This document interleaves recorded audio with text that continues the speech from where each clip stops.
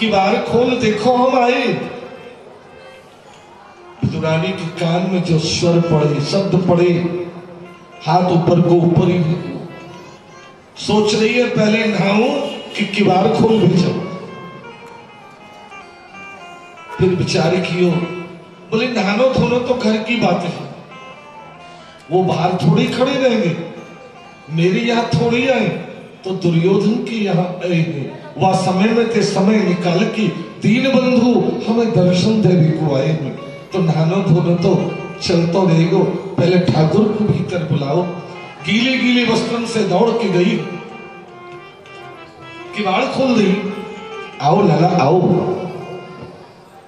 ठाकुर आए, आज हरि आए हो, आज हरि आए, विदुर घर पाहुना, आज हरि आए, विदुर घर पाहुना, आज हरि आए, विदुर घर पाहुना, आज हरि आए। विदुर नहीं घर की विदुरानी, विदुर नहीं घर की विदुरानी, आवत देखे सारंग पानी, आवत देखे सारंग पानी।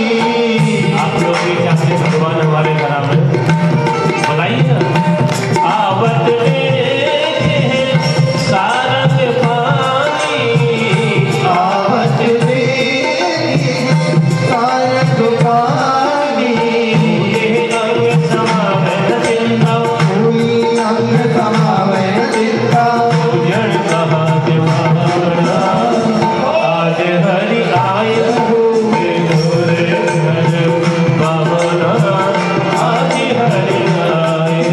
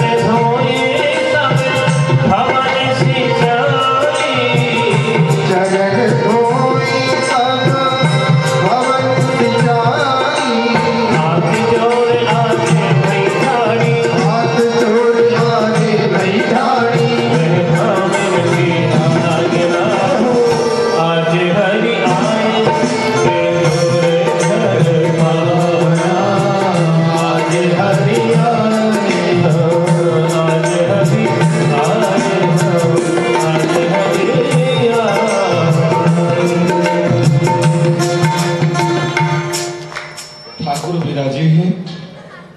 विदुरानी चरण धोबे को जल लेके आई। ठाकुर बोलो काकी पाम धुबावे को ना आयो, पाम धुबावे को समय नहीं, तो मुझे तो आज और काम है। कहाँ काम है बताऊं? हाँ मुझे भूख लग रही है। आपको भूख लगी है? हाँ अभी रुको, मैं स्नान कर लूं, फिर आपके लिए कुछ बनाऊं और आपको खिलाऊं। ठाकुर बोले काकी तू नहावेगी फिर बनावेगी, तब तक मेरी कहा दशा है जावेगी। अभी आपके पास में जो भी हो बासो कुसो वो ले आओ। विदुरानी बोली बासो कुसो तो नहीं। ठाकुर बोले बासो कुसो नहीं तो रूखो सूखो कछु, रूखो सूखो। बोले रूखो सूखो भी नहीं। ठाकुर बोले बासो कुसो नहीं, रूखो सूखो भी नहीं, तो कच्चो पक्को कछु तो होएगो। कच्चे पक्के के नाम तुरंत बोली हाँ वो तो है, कहा? बोले कल आपके काका साग के लिए केला लेके आए, जो कछु कच्चे हैं कछु पक्के हैं, आज्ञा हो तो लाऊं। ठाकुर बोला पूछ क्यों रही है, जल्दी कर। विदुरानी दौड़ के गई, केला लेके आई, अपने हाथ से छील के खिला रही। कन्हैया फिर बोल पड़ो, काकी नेक जल्दी, काकी नेक जल्दी। बस यही गड़बड़ हो गई। हाँ, गरीब वालों हाथ नीचे और छिलका वालों ऊपर चले गए। बोलो वृंदावन बिहारी लाल की जय। गरी नीचे छिलका ऊपर।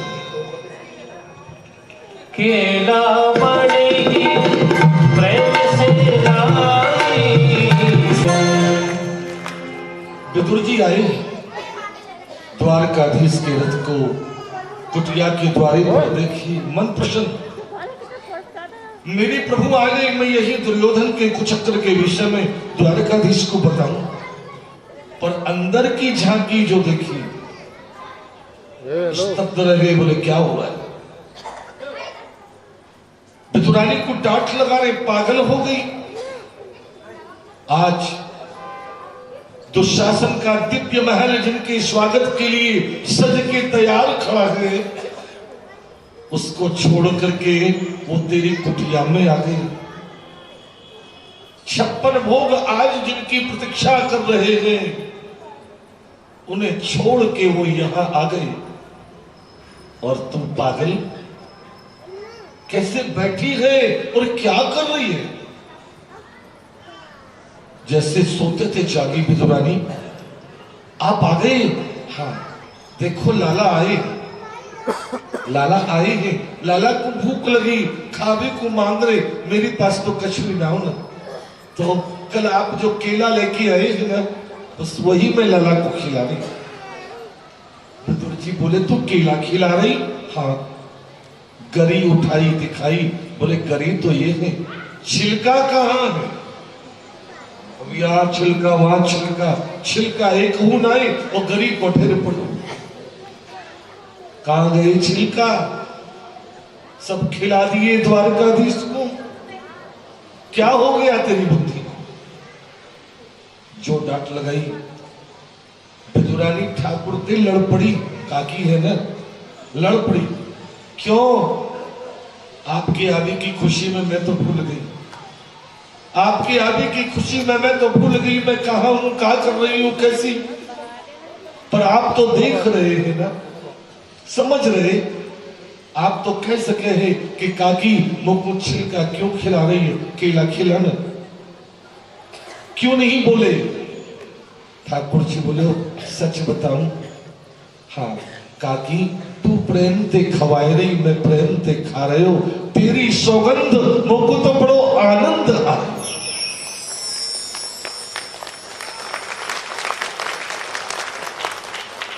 तू आंख बंद करके खवाए रही, मैं आंख बंद करके खा रहा। विदुर जी सोचे, मन रखने को ऐसा बोल रहे। तुरंत गए बाजार से मेवा लेकर के आए, चुन चुन के मेवा खिला रहे और ठाकुर जी मुंह बना रहे। क्यों? मेवा अच्छी नहीं है क्या? बोले हाँ, दुर्योधन के 56 भोग थे तो कछु ठीक ही है। क्या बात है? क्यों? बोले काका दुर्योधन को अभिमान कि मैं कृष्ण को 56 भोग खिलाऊं, आपको अभिमान कि मैं कृष्ण को मेवा खाऊं। अभिमान नहीं है तो या देवी को नहीं है, खिलाते हुए भी कह रही है मेरे पास में कछु ना है, मैं आपको क्या खिलाऊं। काका जी यदि मुझको ये सब खाना हो तो ना, तो तेरे यहाँ नहीं आम तो मैं तो वहीं जाम। तो यहाँ तो बासा कूसा रूखा सूखा मैं हूँ विदुर भाव का।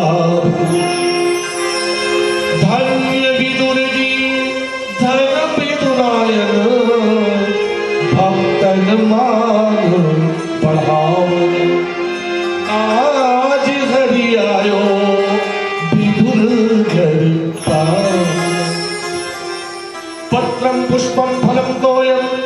यो मे भक्ताभ्यक्षति तदहं भक्ति उपहारम् मश्नामि प्रियतात्मना। प्रेम से जो खिलाओ होता। यहाँ विदुर जी ने दुर्योधन के विषय में बताई। भगवान मुस्कुराए, बोले कि वाकई पाप को घड़ा भर गए। अब फूटने वालों, आप तीर्थ यात्रा करके आओ, तब तक हम लीला करें। इन्हें तीर्थ यात्रा को भेजे हैं। आप दुर्योधन की सभा में जाके दुर्योधन को समझाए। और दुर्योधन जब कह दिए सुचक्रेण सुतिक्षेण वशाने यच्च मेदनी तदर्थम न दास्यामि बिना युद्धेन केशव। युद्ध की तैयारी हो गई। दाऊ से मिलकर के ठाकुर जी की सेना को ले लिए हैं दुर्योधन, और कृष्ण अर्जुन के रथ के सारथी बने हैं। महाराज इनकी सेना के पहले सेना नायक हैं भीष्म पितामह, जिनके सामने जाकर के दुर्योधन महाराज अर्जुन मन से युद्ध नहीं करता। तब शिखंडी की ओर से इन्हें सरसैया पर सहन कराई। द्रोणाचार्य आए हैं, धृष्टद्युम्न के द्वारा इन्हें समाप्त कराए हैं। कर्ण को अर्जुन के द्वारा तो दुशासन को भीम के द्वारा समाप्त कराए। पूरा कौरव दल समाप्त हो गया। अकेले जब दुर्योधन रह गए, दौड़ के माँ के पास में गए, माँ तेरे 100 पुत्रों में से 99 समाप्त हो गए, मैं अकेला रह गया, मेरे ऊपर कृपा करो माँ, मेरी रक्षा करो। माँ बोली कल प्रातः काल बिना वस्त्र धारण किए मेरे सामने आओ। बिना वस्त्र धारण किए जा रहे हैं महाराज। ठाकुर जी शिविर के बाहर बैठे। बोले दुर्योधन पागल है तो ऐसे जाओ। तुरंत मालिन को रूप बनाए आए हैं। फूलों की डलियां इनके सामने पटक के कह रहे हाय हाय मैं कहां आ गई, मैं कहां आ गई। अभिमानी दुर्योधन खड़े हो गए, क्यों हमें देख के ऐसा क्यों कर रहे हैं? बोले हम तो आपके राज्य में फूल बेचने को आए, पर देख रहे हैं जिस नगर के राजा के पास में अपने पहनने को वस्त्र नहीं, उसके पास में धन कहां से आए जो मेरे फूल खरीदे। बोले नहीं नहीं, धन की कोई कमी नहीं है हमारे यहाँ, आप तो ऐसे घूम रहे। बोले ये तो मेरी माँ का आदेश है, मेरी माँ का आदेश है कि बिना वस्त्र धारण किए मैं उनके साथ में जाऊं। जो सुनी ठाकुर जी सोच में पड़ गए कि गांधारी सती है। आज एक सती अपना सतीत्व का विस्तार करेंगे, अगर उन्होंने कुछ कर दिया तो मैं कुछ नहीं कर पाऊं, पहले इन्हीं को रोको। बोले आप इतने बड़े हो गए, माँ के सामने ऐसे जाओगे, आपको लज्जा नहीं आएगी? बोले वो तो आ रही है, पर क्या करें, माँ ने कहा है बिना वस्त्र धारण किए आओ। अच्छा, वस्त्रों के लिए मना किए हैं माँ, हाँ, फूलों के लिए तो नहीं किए क्या? बोले हाँ, ये मेरे फूलों की माला है, इन्हें आप पहन लो, आपकी तो लाज बच जाएगी, मैया को वचन रह जाएगा और मेरे फूल बिक जाएंगे, तीनों का काम हो जाएगा। दुर्योधन बोले ये बात तो ठीक है। माँ ने फूलन की मना थोड़ी करी, वस्त्र की करी, लाओ। वो माला पहन लिए, पहन के गए हैं गांधारी के सामने। प्यारे वो गांधारी जो आंखों से पट्टी बांध ली है, क्यों?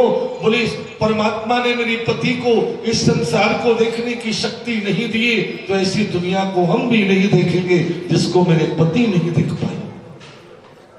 पर आज पुत्र स्नेह प्रबल हो गया, आंखों से जो पट्टी हटाई, नख से सिकनक दृष्टिपात किए मध्य में, पुत्र ये क्या है? बोले मां फूल है, हम मना किए। बोले आप वस्त्रों के लिए मना किए थे, फूलों के लिए थोड़ी। मैया ने माथा ठोक लियो, अरे अभागे, आओ मैं तेरे लिए क्या करूं? दुर्योधन तेरा समस्त अंग वज्र है, कोई भी शस्त्रास्त्र तेरे शरीर के ऊपर प्रभाव नहीं डाले, पर तेरी जंघा कच्ची रह गई बेटा, इन्हीं को बचा के रखना। जो सुनी जंघा कच्ची रह गई, इसी को तोड़ने का प्रण भीम ने किया, तो भाग गए, जाके जलाशय में छुप के बैठे हैं, जहां भीम दादा ने कुलघाती गुरुघाती करके इन्हीं जो ललकारे निकल के आए हैं। धर्मराज से कहते हैं यही आपका धर्म है? 1 से 5 लड़ोगे। अब धर्मराज तो धर्मराज ठहरे, बोले 5 नहीं 1, और 1 भी वो जाके लिए तू कह। लड़ते लड़ते बहुत देर हो गई, तो नटवर की ओर देखी, बैठे रहोगे कुछ बताओगे? भगवान मुस्कुराए, क्यों भीम भैया, भोजन की थाली पे तो हनुमान बन जाए और लड़वे में कमजोर है। अरे एक जोड़ते लड़, जोड़ते इशारों कर दी, और भीम ने घुमा के गदा को प्रहार जो जंगा पे किए, एक ही बार में जंगा टूट गई, दुर्योधन झोंक गिरे, बलराम क्रुद्ध हो गए। सावधान भी, तुमने युद्ध नियम का उल्लंघन किया है, तुमने अधर्म किया है, हम तुम्हें दंडित करेंगे, तुम्हें मार डालेंगे। ये कह के बलराम जो आगे को बढ़े, द्वारकाधीश ने पकड़ लिए पीछे पे, दादा रुक जा। ओ भैया रुक रुक, नहीं कृष्ण हमें छोड़ दो, हमें छोड़ दो, हम अधर्मी भीम को दंडित करें। भगवान बोले अवश्य करो, अवश्य करो, पर दादा न्यायाधीश पक्षपाती नहीं होना चाहिए, न्यायाधीश पक्षपाती नहीं चाहिए, न्यायाधीश समदर्शी, सबको समान दृष्टि से देखे। ये तो पक्षपात है भाई, आप करो तो धर्म है और हम करें तो अधर्म है। प्रण किया कि देवी तू रो मत, जिसने तेरे बेटाओं को मारा है मैं उसे मार डालूंगा। द्वारकाधीश के साथ में गए, बंदी बनाकर के नर पशु की तरह बांध करके लाके द्रौपदी के सामने प्रस्तुत किए, बोले देख ले ये है वो जिसने तेरे बेटाओं को मारा, अब हम इसे मारेंगे। गुरुपुत्र ब्राह्मण बालक को बंधी पड़े जो देखे, द्रौपदी को दया आ गई, बोल पड़ी मुच्यताम मुच्यताम ब्राह्मणो नितराम गुरु। अरे इन्हें छोड़ दो, छोड़ दो, ये तो गुरुपुत्र है, ब्राह्मण है, इसे मत मारो। बोले हत्यारा है, इसने तेरे पुत्रों को मार दिया, हम इसे मारेंगे। द्रौपदी बोली एक बात बताओ, इन्हें मार डालोगे तो क्या मेरे बेटा लौट के आ जाएंगे?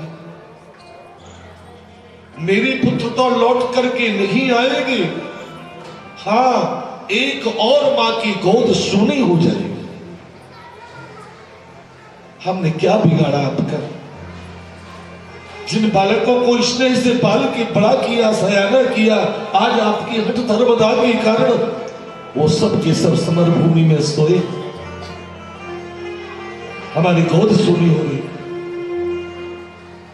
छोड़ दो इन्हें, इन्हें मार डालोगी तो क्या होगा पता है? वो वृद्ध ब्राह्मणी कृपी, जिसकी बुढ़ापी का एकमात्र अगर कोई सहारा है तो ये बालक है। आप इन्हें मार डालोगी, वो कहां जाएगी वृद्धा? और वो ब्राह्मणी अगर क्रुद्ध होकर के आपको कुछ दंड दे दिया, श्राप दे दिया, तो मेरा क्या होगा? बोले मैंने तो प्रण किया है इसे मारने का, मैं तो मारूंगा। तब द्वारकाधीश बोले भैया अपने से बड़े को मारना है, ब्राह्मण को मारना है, तो ब्राह्मण के धन को छिना लो, उनकी बुद्धि को समाप्त कर दो, अपमानित करके अपने गांव से बाहर निकाल दो, ब्राह्मण जीते जी मर। ऐसा ही किए, इनके पास में मणि है, मणि को छिना के अपशब्द कह के धक्के मार के बाहर भगा दिए।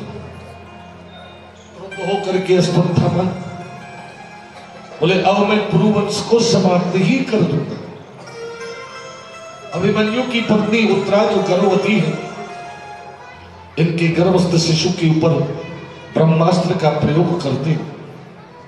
इधर द्वारकाधीश द्वारका जाने की तैयारी में, उत्तरा की उदर में पीड़ा है, दौड़ करके आई है, मामा मामा मेरी रक्षा करो, मेरी रक्षा करो, मेरी उदर में बड़ी भारी पीड़ा है। ठाकुर जी जो देखे, अरे वारे अस्तथा मां, बचा दिया फिर भी नहीं मानता, फिर भी उत्पात करता। सूक्ष्म रूप धारण करके उत्तरा की उदर में प्रवेश करके आपने ब्रह्मास्त्र को शांत किया। ब्रह्मास्त्र के तेज के कारण बालक जो दुखी हो गया, अमृतमय दृष्टि डाल के इसे स्वस्थ किया और चतुर्भुज रूप धारण करके दर्शन दिया। बोलो वृंदावन बिहारी। गुरु जी को दर्शन मिले हैं जन्म लेने के बाद, और शिष्य को दर्शन मिले हैं जन्म लेने से माता जी की उदर में। यहां थोड़ी देर के बाद में बाहर आए, पूछ रहे बेटा आप कैसे हो? बोले मामा जी अब तो स्वस्थ हैं। बुआ से कही बुआ मैं जाऊं? जाओगे? हाँ। हमें कछु दे के तो जाओ। बोले तेरे बेटा को महाभारत विजेता बना दियो, तो को राजमाता बना दियो, फिर भी पेट नहीं भर रहे हो, फिर वो मांगे मांगे जाए। मां कुंती बोले लाला,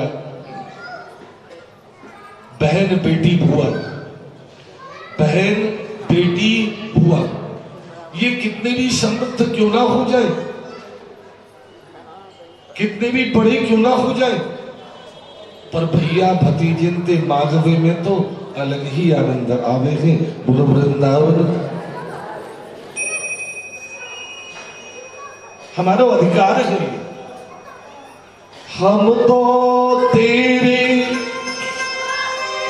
जन्म भिखारी, मांगो मांगत ही हम रहेंगे, बीत गए दिन भार। लाला हम तो तेरे जन्म भिखारी, कृष्ण हम तेरे तो भिखारी, तो तुम मांगो मेरा अधिकार है, मुझको मेरे अधिकार से वंचित मत कर। ठाकुर जी बोले अच्छा अच्छा बोल का चाहिए, तो कहा चाहिए देख ले बुआ, उतना मांगियो जो मैं दे सकूं। हाँ उतना मांगियो जितना हम दे सके। बुआ जी बोली तो पे कमी कहा है, तो पे कमी कहा है।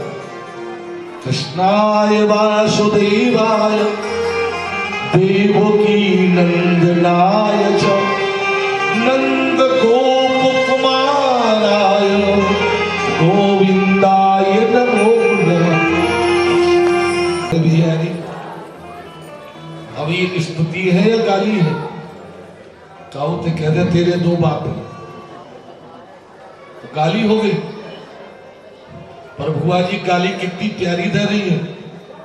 बोले दो दो उनको है तो पे कमी कहा है, थोड़ा सा बुआई दे देगो तो कहा बिगड़ जाएगा। ठाकुर जी बोले अच्छा अच्छा चल चल बोल का चाहिए? बोले विपदा संतुनाशस्व यत्र तत्र जगत कुरु।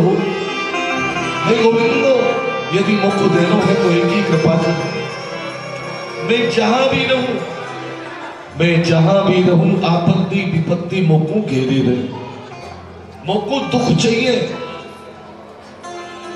ठाकुर जी बोले बावरी है नीका, दुख पाते पाते तो जीवन निकल गए, थोड़ा समय सुखी रह भी कुमायो है तो अभी दुख मांग रही है क्यों? बोले लाला हम यदि सुखी रहेंगे तो आप नहीं आओगे, हम यदि दुख पाओगे तो हमें दुखी आप देख नहीं पाओगे, मेरे दुख के निवारण के लिए दौड़ के आओगे।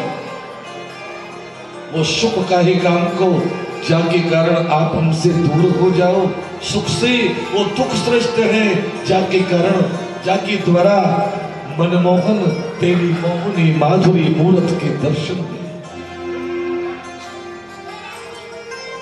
ठाकुर जी देख रहे बुआ कितनी चतुर है, सीधे सीधे नहीं कहीं मत जाओ, सीधे सीधे कहते तो लाला कोई ना कोई बहाना बना देते, घुमाई फिराई के कहीं।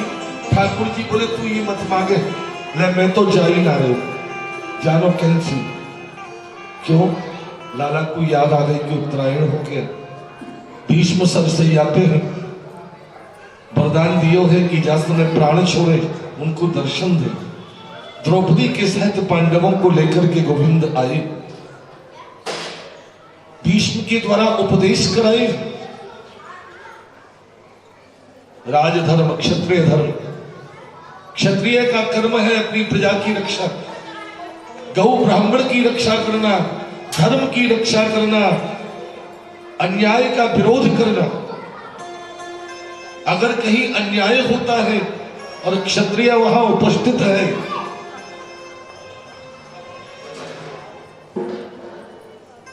अरे मन तुम्हारे काम की बात है,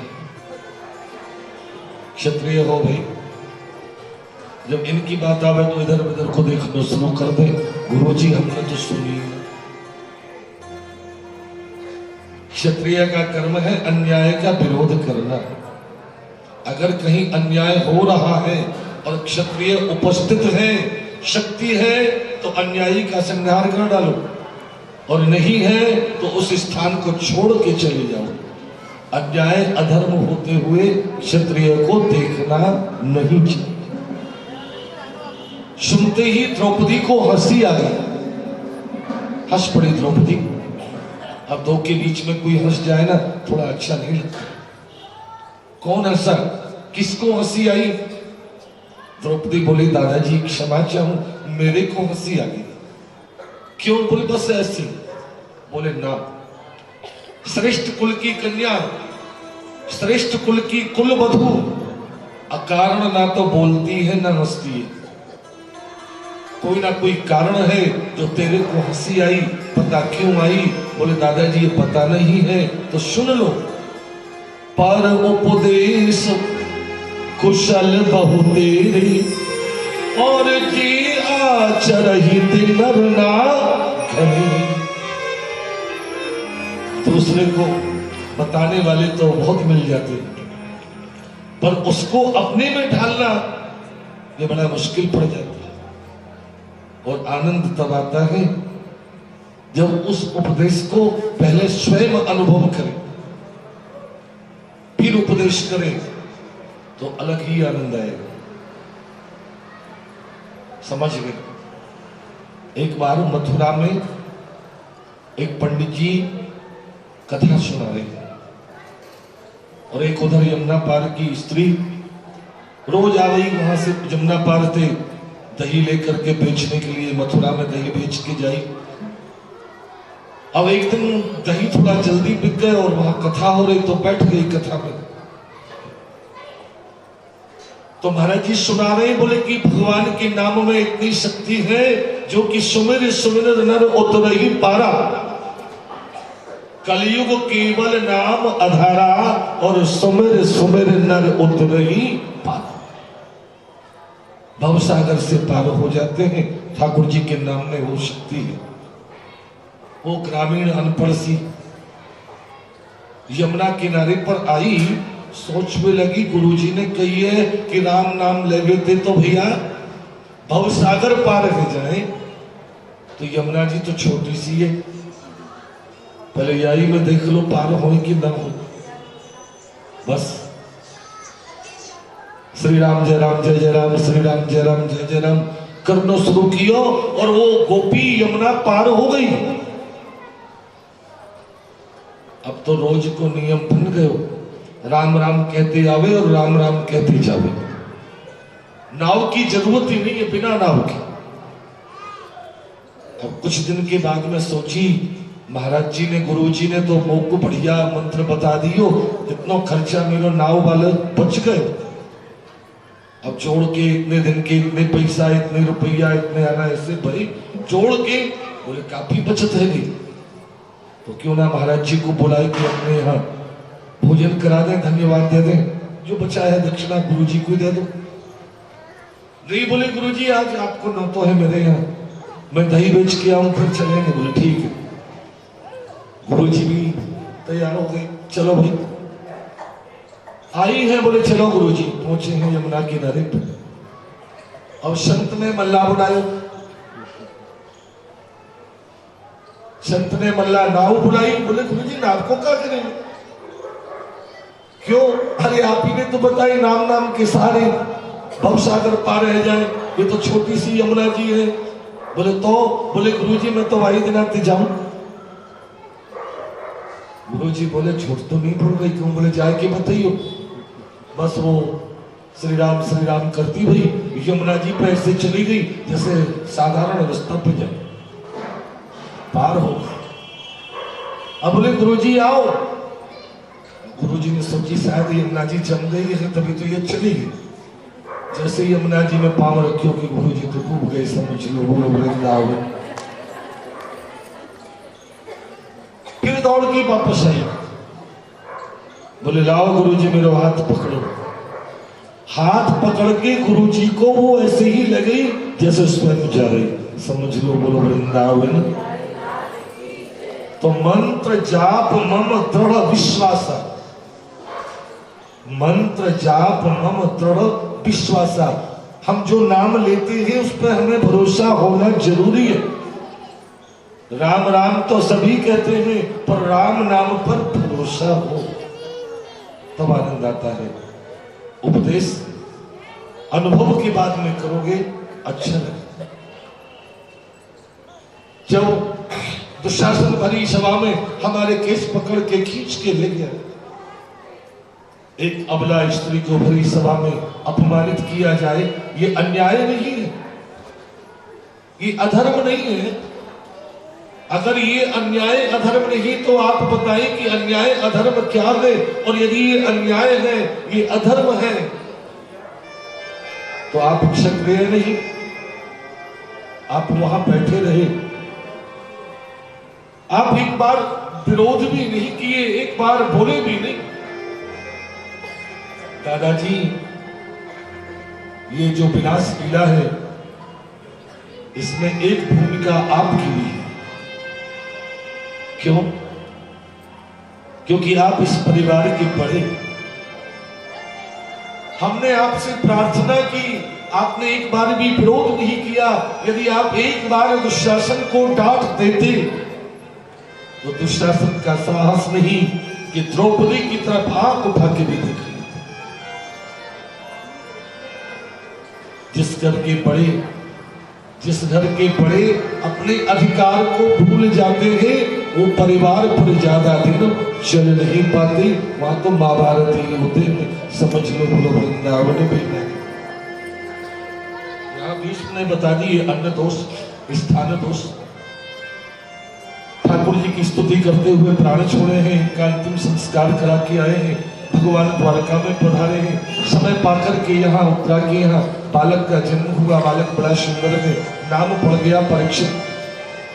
चंद्रकला के सदृश से पड़े हुए विद्वान बन के लौट के आए हैं। इरावती नामक कन्या के साथ में आपका विवाह होता है। जन्मेजय नामक पुत्र आपके यहाँ जन्म लिया। बहुत समय हो गया, द्वारका से कोई संदेश जब नहीं आया। अर्जुन को भेजेंगे तो इनको भी गए हुए 6 महीने हो गए। आज लौट करके आए हैं और आके द्वारकाधीश के गौलोक गमन का प्रसंग जो सुनाए, रो पड़े अर्जुन।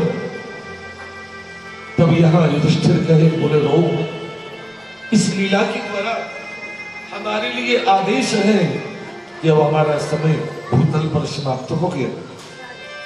वही समय परीक्षित को बुला करके राजा बनाए हैं और द्रौपदी के साथ भाइयों को लेकर के हिमालय पर गए हैं, जहां द्रौपदी गली है, भीम अर्जुन नकुल सहदेव गली। युधिष्ठिर के हाथ का अंगूठा ही गला। इतनी झूठ बोली, अस्तुत्थामा हतो नरो वा कुंज। इतनी झूठ बोलने में हम बेटा गल गए। और हम लोग रात दिन बोलते हैं, अपना क्या होगा जरा सोच लेंगे, समझ लो बोलो वृंदावन।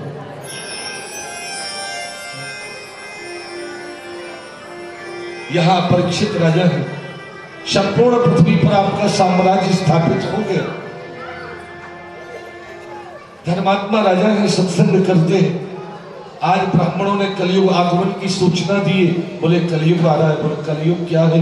बोले कली अधर्म विक्रेण कलयुग जो है अधर्म का मित्र है। अभी तक जितना धर्म हुआ आगे उतना ही अधर्म हो। महाराज सोचे कि अधर्मी कलयुग को हम समाप्त कर दें।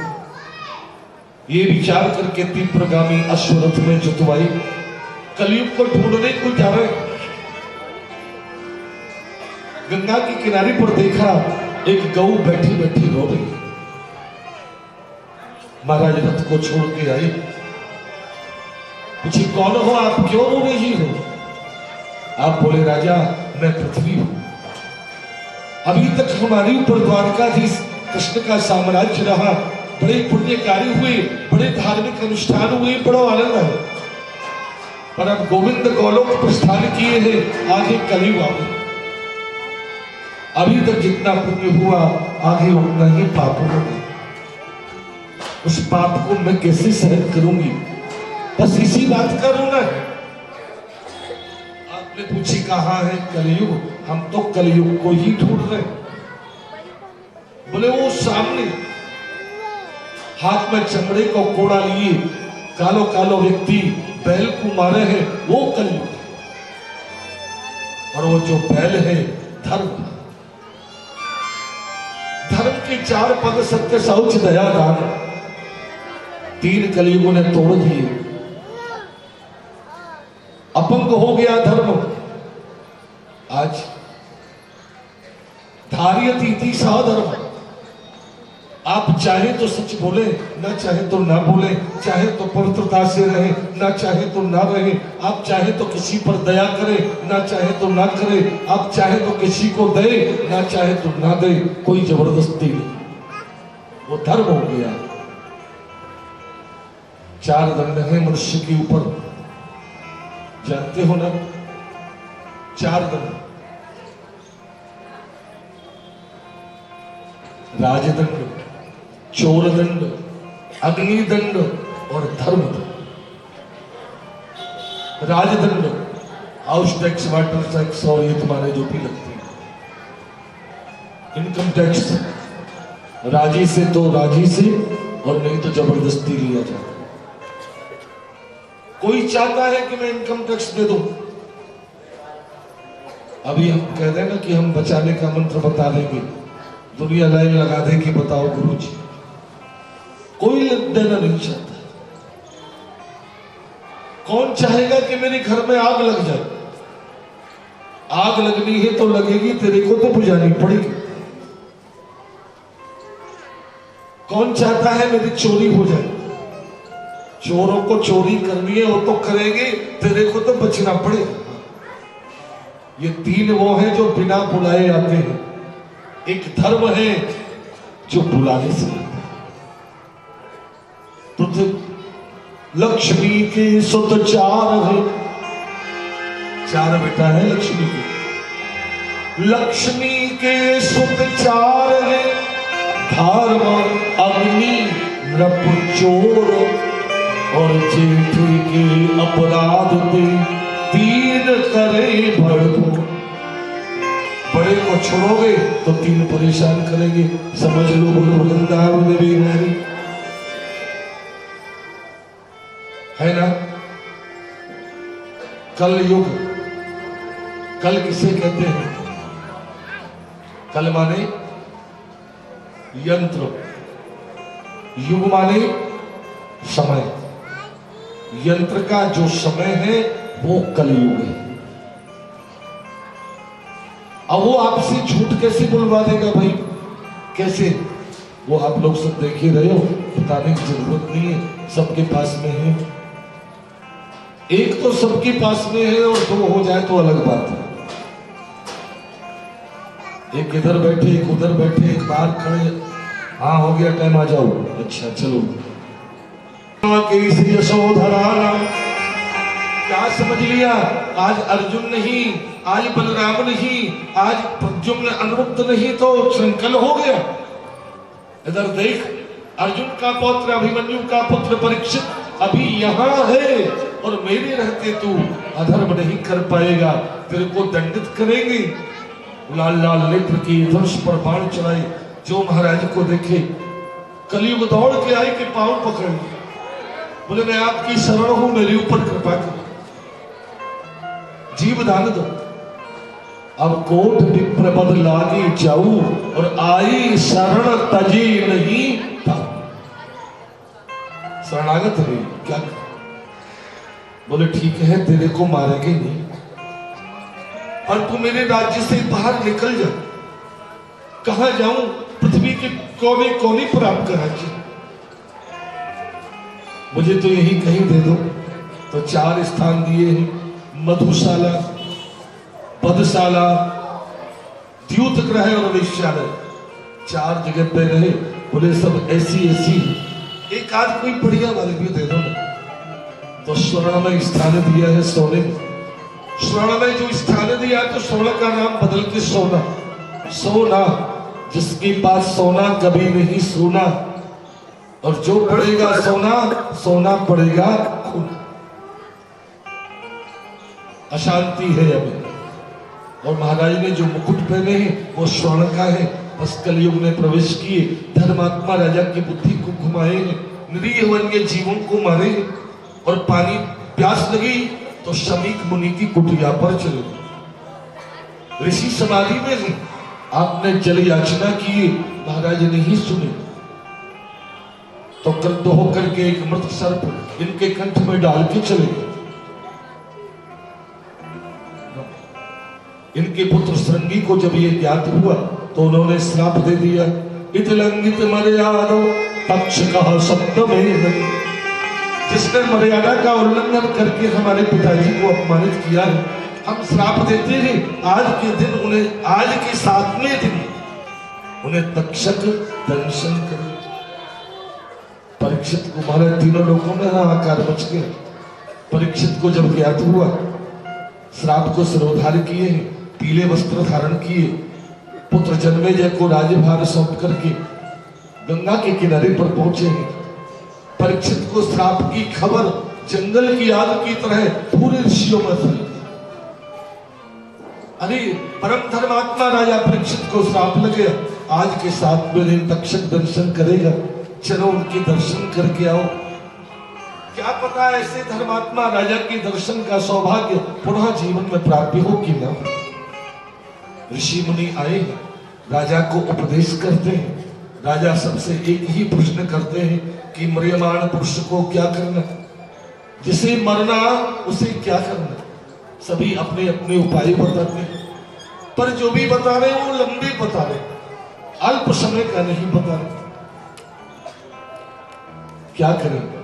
इतने में ही उत्तर दिशा की तरफ बहुत जोर को हल्ला। सबने देखे हैं तो 16 वर्षीय श्री सुखदेव जी महाराज, अवधूत वेशधारी, गौरवाण उन्नत ललाट दीर्घबाहु, चौड़ो वक्षस्थल, काली घुंघरारी जिनकी अलग है, तपस्या को तेज नेत्रों में है, कलोप कपूरों पर लालमा है। श्रीमद् भागवत के श्लोकों का पाठ करते हुए पूज्य सुखदेव जी आ रहे। अब वृद्ध बालक नारी इन्हें पागल समझ के इनके ऊपर फूल फेंक रहे, और ज्ञानी पुरुष परमंश के दर्शन करके इनके ऊपर फूल वर्षा रहे।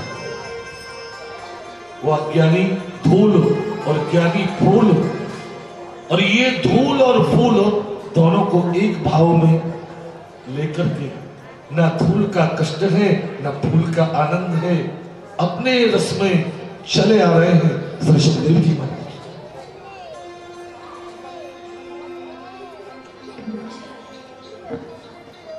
जैसे ही आए हैं, खड़े होकर के महाराज परीक्षित ने सम्मान किया है, सिंहासन पर विराजमान कराए हैं, अर्घपाद्य से पूजा किए हैं, हाथ जोड़े, बोले गुरुदेव मैं आपका शिष्य, आपकी शरण हूं, मेरे ऊपर कृपा करो। क्यों? तू मेरा शिष्य है? हाँ आओ, क्या आगे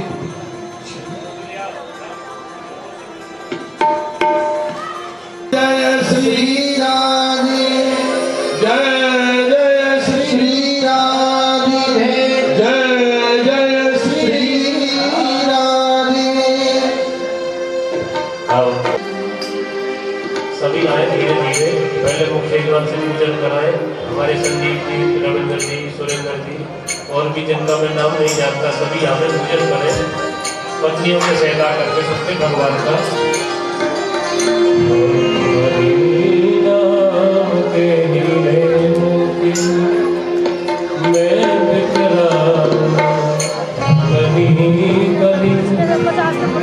ले लो रे कोई राम का प्यारा, शोर मचाऊं गली गली। बोलो राम राम बोलो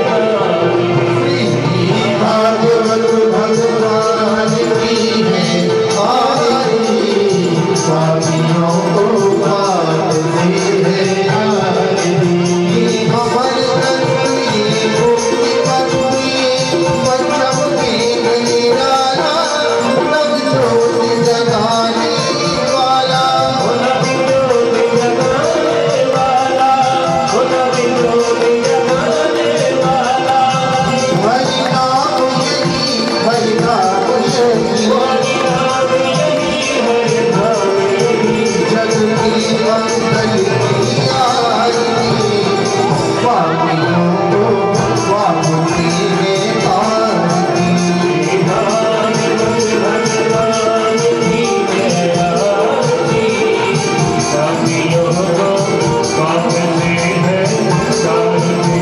ये शांति गीत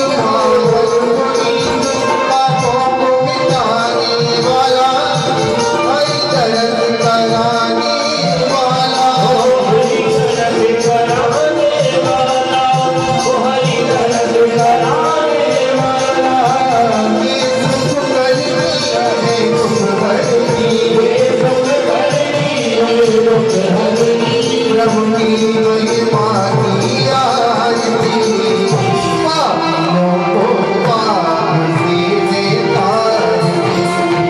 भगवत भगवान की है आरती, पापियों को गाती है गाती।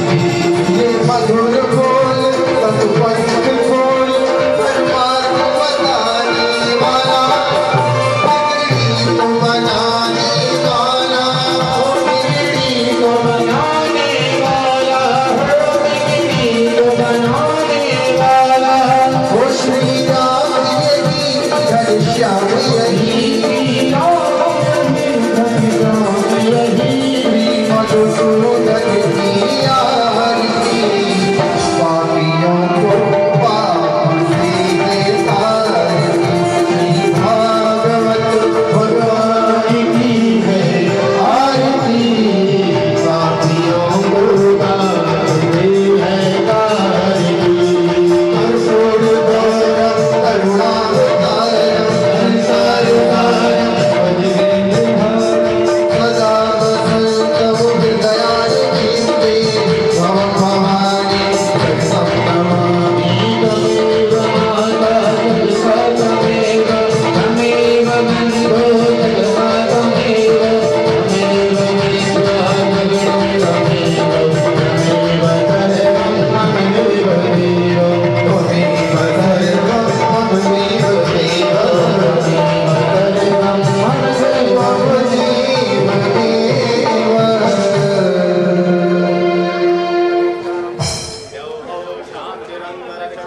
शांति पृथ्वी शांतिरापः शान्तिरोदयः शान्तिः वनस्पतयः शान्तिर्द्वैदेवाः शान्तिर्ब्रह्मा शान्तिः त्र्यम्बकं शान्तिः शान्तिरेव शान्तिः सामा शान्तिरेधि।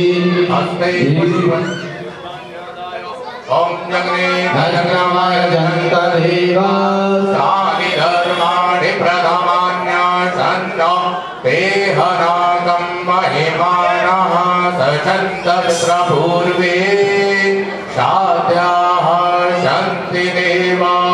हरिः ओम् एकदन्ताय विद्महे वक्रतुण्डाय धीमहि तन्नो दन्ति प्रचोदयात्। हरिः ओम् हंस हंसाय विद्महे पारमहंसाय धीमहि तन्नो शुभः प्रचोदयात्। जानामि योगपूजनमहं महिषासुरसिद्धं शक्तिस्तुते परिचिता मम सर्वतश्च पुष्पाञ्जलिर्भगवतः शरणाब्जयोस्ते सन्दीयते परिग्रहान् विसृज्य दोषान् ज्ञानाशुगन्धपुष्पाणि यथा कालोद्भवानि च पुष्पे। बोले भागवत भगवान की जय।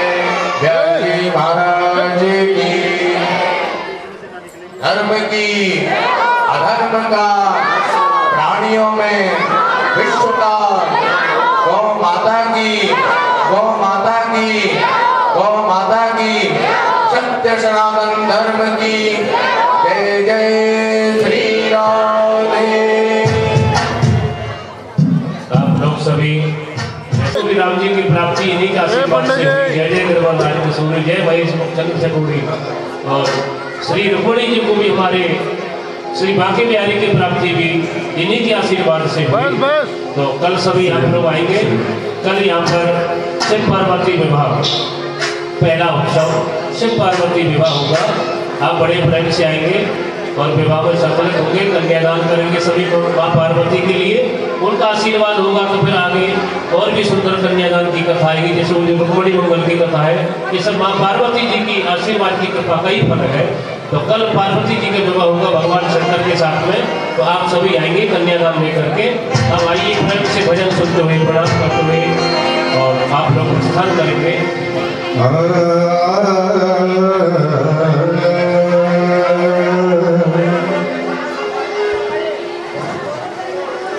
हेलो राजा राजे, यहाँ पर जितने भी सारे भक्त हैं, बाहर गेट पे प्रसाद की व्यवस्था है और एक लाइन बना करके शांति पूर्वक सब प्रसाद लेते जाए और आराम आराम से लीजिए। धक्का मुक्ति में प्रसाद सबको मिलेगा, तो इसलिए अपना यहाँ से प्रसाद दें और मेन गेट से प्रसाद देते हुए बाहर निकलें। राधे राधे। मिलेगी तो ही गोपाला राधे नाम की